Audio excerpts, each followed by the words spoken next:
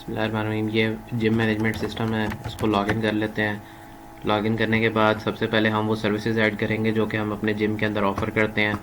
मैंने डाटा इसमें ऐड कुछ किया हुआ है, जो सर्विसेज ऐड की हुई हैं मैं दिखा देता हूँ। यहाँ पर सर्विस डेफिनेशन में जाएंगे और यहाँ पर ये कुछ सर्विसेज मैंने ऐड की हुई हैं, जैसे कि weight gain, weight loss, fitness, aerobic, gymnastic. इसके अलावा भी कोई सर्विस अगर हम ऑफ़र करते हैं अपने जिम में तो वो हम यहाँ पे ऐड कर सकते हैं। सर्विस ऐड करने के बाद ये एक सर्विस में दिखा देता हूँ कि किस तरीके से ऐड हुई हुई है। ये उसका नेम है, ये उसकी कॉस्ट है जो हमें पड़ती है। अगर कोई बंदा एक पूरा महीना एक सर्विस को अवेल करता है तो हमें उसकी क्या कॉस्ट पड़ती है, एक्सपेंस क्या पड़ते हैं। और उसके अलावा ये उसका सेल रेट है और उसके बाद जो हम नॉर्मली चार्ज करते हैं उस सर्विस को के अगेंस्ट। उसके बाद एक यहाँ पे चीज़ है रिकरेंस। रिकरेंस का मतलब होता है कि अगर ये इसमें एक ऑप्शनल फीचर है, अगर इसको अवेल करना चाहें तो कर सकते हैं, कंपलसरी नहीं है। इसमें ये होता है कि अगर आप चाहते हैं कि नेक्स्ट मंथ उसकी इनवाइस ऑटो जनरेट हो जाए तो वो यहाँ पर हम उसको इनेबल कर देंगे और फिर अगले महीने उसकी इनवाइस खुद ही जनरेट हो जाएगी। यहाँ पे सेल इनवाइस में अब आते हैं। सेल इनवाइस के अंदर हम सबसे पहले सर्विस जो हम सेल करना चाह रहे हैं वो हम सर्विस सेलेक्ट करेंगे और यहाँ पर हम कस्टमर जिसको हम सेल करना चाह रहे हैं वो सर्विस, उस कस्टमर को हम सिलेक्ट करेंगे। कस्टमर को सबसे पहले ऐड करेंगे। ये कस्टमर हमने ऐड कर लिया, इसका मोबाइल नंबर यहाँ पे देंगे और इसको हम सेव कर देंगे। ये कस्टमर सेव हो गया। अब इसको सिलेक्ट कर लेंगे। कस्टमर हमने सिलेक्ट कर लिया। अब इसको हम एक मंथ पहले की इनवाइस बना लेते हैं ताकि हम रिकरेंस वाले जो ऑटो इनवाइस जनरेशन वाला फीचर है उसको हम अवेल कर सकें। तो यहाँ से ये हमने एक मंथ पहले की इनवाइस बनाई है और यहाँ पर अगर कस्टमर हमें कहता है कि आप मुझे कुछ रियायत करें, हम उसे डिस्काउंट दे सकते हैं। यहाँ पर बिल डिस्काउंट भी दे सकते हैं और यहाँ पर हम उसे अगर हम चाहते हैं कि कुछ डिस्काउंट दे रहे तो हम 850 फ़र्ज़ के उसे लगाना चाहते हैं 850 यहाँ पे चार्ज करेंगे। जो वो कैश देगा वो यहाँ पे आ जाएगा और इसको हम सेव कर लेंगे। तो ये अब इनवाइस एक सेव हो गया, इसका बिल निकल आएगा प्रिंटर के थ्रू और ये हमारी इनवाइस सेव हो जाएगी। अब कस्टमर वाले फॉर्म में जाके हम कस्टमर की जो है वो इनवाइस वहाँ पे जाके चेक कर सकते हैं। यहाँ पे कस्टमर को सर्च कर लेंगे और उसकी इनवाइस हमारे पास लोड हो जाएगी। कस्टमर इनवाइसेस में हमें यहाँ पर इनवाइस जो है वो शो हो रही है, ठीक है। उसके बाद एक इसने सर्विस जो है वो अवेल की है और वो जो है उसका स्टेटस अभी क्या है कि इनवाइस जो है वो नेक्स्ट इनवाइस जो है वो जनरेट नहीं हुई। इस बटन पे क्लिक करके भी हम नेक्स्ट इनवाइस जो है वो जनरेट कर सकते हैं। इसके बाद इसकी अटेंडेंस आ जाती है। अटेंडेंस के लिए हमारे पास क्लॉक इन, क्लॉक आउट और अटेंडेंस के फॉर्म्स है। इसके अंदर यहाँ पे डेट ऑटो लोड होती है। उसके यहाँ पे कस्टमर जो है अटेंडेंस दो तरीके से लगा सकता है। एक तो ये है कि अगर उसे अपना कोड याद है तो वो यहाँ पे कोड एंटर करेगा और यहाँ पे हम क्लॉक इन उसकी कर देंगे। अब यहाँ पे जो भी मैंने कस्टमर ऐड किया वो 3 नंबर कोड पे था, ये 3 नंबर कोड पे था, तो ये इसका कोड एंटर किया और यहाँ पे हमने इसको जो है क्लॉक इन कर दिया। तो ये हमारे पास क्लॉक इन उसकी अटेंडेंस जो है वो मार्क हो गई है।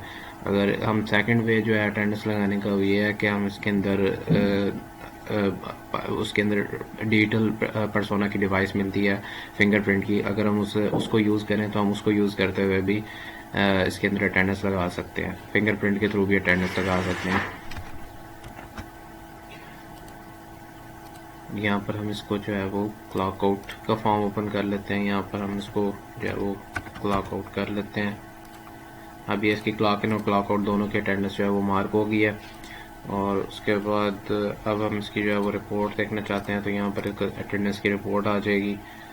ये हमारे पास 2 कस्टमर हैं, इनकी जिस कस्टमर की अटेंडेंस है वो यहाँ पे आ रही है। और ये देखें 18 तारीख की मैंने अटेंडेंस लगाई है, ये मेरे पास आ रही है, ठीक है। और यहाँ पर जो है इसका हम प्रिंट भी ले सकते हैं, प्रिंट भी हमारे पास आ जाएगा।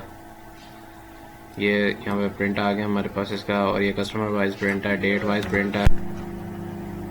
इसको अब एक दफ़ा हम स्टॉप करेंगे और दोबारा से इसको रन करेंगे ताकि हमें जो हम दोबारा से अब ओपन करेंगे ताकि हमारे पास जो हमने इनवाइस ऑटो जनरेशन का फंक्शन लगाया था उसको हम चेक करें। इसके अंदर अभी कस्टमर वाले फॉर्म में जाएंगे और यहाँ पर अब हम देखेंगे तो उस कस्टमर की इनवाइस जो है वो ऑटो जनरेट हो गई होगी। देखिए ये पहले एक इनवाइस थी, यहाँ पे अब इनवाइस नंबर ये सेकंड इनवाइस जो है इसने ऑटो जनरेट कर दिया। इसका भी स्टेटस जो है वो अनपेड है।